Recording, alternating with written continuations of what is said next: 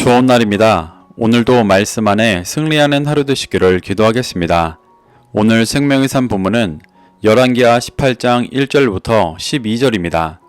오늘 본문에서는 히스기야의 사적과 북이스라엘의 멸망을 다시 한번 언급하고 있습니다. 이 구절들을 통해 하나님께서 무엇을 말씀하시는지 살펴보도록 하겠습니다. 1절부터 2절입니다. 이스라엘의 왕 엘라의 아들 호세아 제3년에 유다왕 아하스의 아들 히스기야가 왕이 되니 그가 왕이 될 때에 나이가 25세라. 예루살렘에서 29년간 다스리니라. 그의 어머니의 이름은 아비오 스가리아의 딸이더라. 17장에서 북이스라엘이 아수르에 의해 완전히 멸망하고 18장에서부터는 남아있는 남유다 왕들의 사적이 나옵니다. 남유다의 13대 왕인 히스기야는 북이스라엘의 마지막 왕 호세아 3년에 왕이 되었습니다. 남유다에는 공동 통치를 했던 왕들이 있었습니다. 히스기야도 그중 한 명으로 아버지 아하스와 함께 공동 통치를 하며 호세아 9년에 북이스라엘이 멸망하는 것을 함께 지켜본 왕이었습니다. 히스기야의 어머니는 아비였고 외할아버지는 스가리아였습니다. 히스기야의 외조부 스가리아는 이사야 8장 2절에서 하나님께서 진실한 증인이라고 말씀하셨던 여베레기야의 아들 스가리아로 봅니다. 히스기야는 남유다의 손에 꼽히는 악한 왕 아하스의 아들이었지만 외조부와 어머니의 영향으로 진리의 기준을 가진 선한 왕이 되었을 것으로 봅니다. 3절부터 4절입니다. 히스기야가 그의 조상 다윗의 모든 행위와 같이 여호와께서 보시기에 정직하게 행하여 그가 여러 산당들을 제거하며 주상을 깨뜨리며 아세라 목상을 찍으며 모세가 만들었던 놋뱀을 이스라엘 자손이 이때까지 향하여 분향함으로 그것을 부수고 누후 스단이라 일컬었더라. 히스기야는 아버지 아하스와 다르게 다윗의 모든 행위와 같이 여호와 보시기에 정직하게 행하였고 산당을 제거했으며 우상을 깨뜨렸다고 말합니다. 지금까지 남유다의 여호와 보시기에 정직하게 행했다고 평가받는 왕들은 많이 있었지만 산당까지 제거한 왕은 히스기야와 훗날 나오는 요시야 뿐이었습니다. 산당은 그만큼 남유다에 뿌리 깊이 내려져 있던 우상 숭배의 도구였지만 히스기야는 이를 제거하는 엄청난 일을 행한 것입니다. 또한 그의 아버지 아하스가 북이스라엘 왕들의 길을 따라 섬겼었던 아세라 목상도 무너뜨렸습니다. 그리고 지금까지 이스라엘 자손들이 모세가 만들었던 놋뱀에 분향하고 있었는데 그것 또한 부쉈습니다.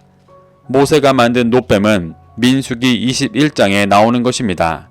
이스라엘 백성들이 출애굽할 때 여러 은혜를 경험하고도 자신들을 연단하시는 환난 속에서 하나님을 원망하자 백성들 가운데 불뱀을 보내셔서 그들로 물려 죽게 하는 징계를 하셨었습니다. 하지만 하나님께서는 회개하고 구원을 구하는 이스라엘 백성들을 용서하시고 모세로 하여금 놋뱀을 만들게 하사 그것을 쳐다보는 자는 살도록 하는 구원을 주셨습니다. 이스라엘이 이 놋뱀을 계속 분향했었다는 것은 이미 성전이 있어 죄를 회개할 수 있는 공간이 있었음에도 놋뱀을 쳐다보는 것으로 죄가 끝났다 여기는 우상 숭배와 같은 신앙을 이어갔던 것을 보여주는 것입니다. 그래서 히스기야는 그 놋뱀을 부수고 놋뱀이라는 뜻의 느흐수단이라고 불렀으며 그것이 구원제가 아니라 놋 조각으로 만든 뱀 형상이라는 것을 명시하고 있습니다. 이렇게 히스기야는 왕이 된 후 남유다에 무너졌던 영적인 영역들을 회복시켰습니다. 5절부터 6절입니다.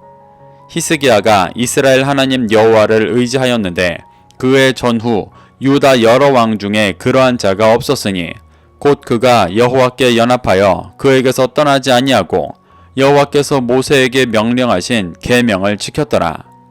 히스기야는 하나님 여호와를 의지하며 남유다에 뿌리 깊게 내려있던 산당과 우상들을 제거했었습니다.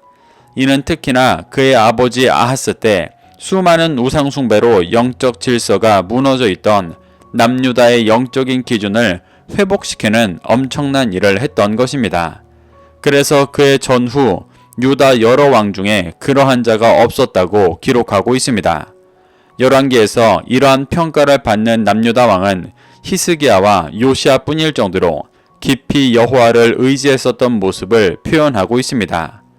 또한 히스기야에 대해 여호와께 연합하여 그에게서 떠나지 않았다고 표현하고 있습니다.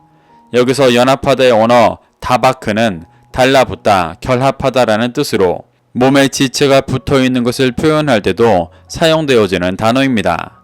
그는 우리가 그리스도를 머리로 삼은 지체들인 것처럼 하나님을 머리로 삼아 온전히 진리에 붙어 있었던 자였음을 표현하고 있는 것입니다. 그래서 히스기야는 모세에게 명령하신 계명을 지켰습니다. 이 계명에는 앞서 언급했던 우상들을 깨트리는 것뿐 아니라 역대기에 자세히 기록하고 있는 절기를 회복하는 등의 일까지 온전히 말씀을 믿고 순종한 모습이 포함되어 있는 것입니다. 하나님과 연합된 자였기 때문에 어떤 상황과 환경 속에서도 말씀을 따라 살아간 것입니다. 7절부터 8절입니다. 여호와께서 그와 함께 하심에 그가 어디로 가든지 형통하였더라. 저가 아수르 왕을 배반하고 섬기지 아니하였고 그가 블레셋 사람들을 쳐서 가사와 그 사방에 이르고 망대에서부터 견고한 성까지 이르렀더라. 모세에게 명령하신 계명을 지키며 살아갔던 히스기야에 대해 하나님께서 함께 계셔서 그가 어디로 가든지 형통하였다고 기록하고 있습니다. 여기서 형통하다의 원어는 사칼로 지혜롭게 행하다라는 뜻입니다. 7절부터 8절에서 이 지혜로운 행동을 아수르 왕을 배반하고 섬기지 않은 것과 블레셋을 친 것이라 설명하고 있습니다. 여기서 아수르를 배반하였다는 것은 단순히 정치적으로 배반한 것만을 말하는 것이 아니라 그들의 영적인 미혹에 대항하였다는 것을 뜻하는 것입니다. 당시 남유다는 그의 아버지 아하스가 아수르의 도움으로 아람과 북이스라엘 연합군의 공격에서 벗어나며 아수르의 제단과 우상을 받아들여 섬기고 있었습니다. 그리고 사실상 아수르의 속국의 위치였기 때문에 아하스가 받아들였던 아수르의 우상을 깨트리는 것은 현실적으로 쉬운 일이 아니었습니다. 또한 역대기를 보면 유월절을 회복할 때 이미 아수르의 영토인 북이스라엘 사람들까지 불러 유월절을 회복했었는데 이 또한 아수르의 민족 혼합 정책에 반하는 행동이었기 때문에 쉬운 일이 아니었습니다. 그럼에도 히스기야는 제사장 나라 왕으로서 모세에게 명령하신 계명을 지키기 위해 그 일들을 믿음으로 행했습니다. 또한 블레셋을 쳤다고 기록하고 있는데 당시 블레셋은 아수르와 동맹하여 애굽을 치려 하고 있었기 때문에 이는 아수르에 대항하는 일이었습니다. 하지만 이는 그가 아버지가 빼앗겼던 영토를 되찾아온 것이었습니다. 이는 하나님께서 주신 기업을 되찾아온 것으로 제사장 나라 왕의 일을 행한 것입니다. 이렇게 아수르에 대항하여 우상을 깨뜨리고 블레셋을 친 일은 모두 제사장 나라 왕으로서 말씀에 순종하며 행한 일들이었지만 현실적으로는 대제국인 아수르의 공격을 유발하는 위험한 일들이었습니다. 하지만 성경은 이 일을 하나님과 함께하는 지혜로운 일이라고 평가하고 있습니다. 그는 이렇게 말씀에 붙들려 현실을 초월해 진정한 지혜를 행하던 왕이었습니다. 9절부터 12절입니다. 히스기야 왕 제4년 곧 이스라엘의 왕 엘라의 아들 호세아 제7년에 아수르의 왕 살마네셀이 사마리아로 올라와서 애워쌌더라. 3년 후에 그 성읍이 함락되니 곧 히스기야 왕의 제6년이요 이스라엘 왕 호세아의 제9년에 사마리아가 함락되매 아수르 왕이 이스라엘을 사로잡아 아수르에 이르러 고산 강가에 있는 할라와 하볼과 메대 사람의 여러 성읍에 두었으니 이는 그들이 하나님 여호와의 말씀을 듣지 아니하고 그의 언약과 여호와의 종 모세가 명령한 모든 것을 따르지 아니하였음이더라. 히스기야의 사적을 설명한 후 다시 한번 멸망한 북이스라엘의 모습을 설명하고 있습니다. 북이스라엘은 호세아 왕 7년에 아수르에게 포위되어 3년 후에 함락되었습니다. 그때가 히스기야 왕 제6년으로 아버지와 공동 통치할 때였습니다. 북이스라엘은 멸망당한 후 아수르에게 사로잡혀가 여러 성읍으로 흩어졌습니다. 성경은 이를 여호와의 말씀을 듣지 아니하고 그의 언약과 여호와의 종 모세가 명령한 것을 따르지 않았기 때문이라고 평가하고 있습니다. 이는 앞서 여호와와 연합하고 모세의 계명을 지켰다고 평가되었던 히스기야와 대조되는 모습입니다. 히스기야는 어린 시절 공동 통치 기간에 북이스라엘의 비참한 최후를 보고 선지자들을 통해 그들이 왜 멸망당했는지 말씀하시는 것을 들으며 제사장 나라 왕이 행해야 하는 일이 무엇인지를 깨달았을 것입니다. 그래서 어머니와 외조부의 영향으로 진리를 듣고 믿어 그 길을 신실히 행했습니다. 그 결과 북이스라엘은 죄로 말미암아 멸망당했지만 히스기야는 그와 반대로 온전히 행했었기 때문에 남유다가 멸망당하지 않은 것입니다. 그는 아버지 아하스가 나라의 영적 질서를 쑥대밭으로 만들어 놨었지만 북이스라엘의 멸망 속에서 교훈받고 진리를 붙잡아 남유다 역사상 그러한 왕이 없다고 평가받을 정도로 말씀에 순종하고 나라의 영적 질서를 회복시켰습니다.